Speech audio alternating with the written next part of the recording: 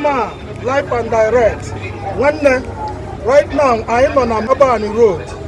You want to go? I deliver our Jigbo, the next stop. So, one of my people, inside the I'm on Agbani road. I'm on a rejoice at 200 Agbani road. Okay. Opposite Mayor Market. Okay, Rejoice Store, 200 Agbani road, opposite Mayor Market.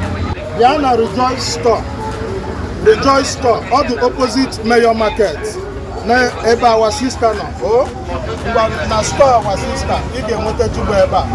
Ngwa no munna. Nka anyị. Jigbo live. Abacha Sharp Sharp. Abacha Sharp Sharp, live and direct. When you show you na Agbani road, Yana Rejoice Store.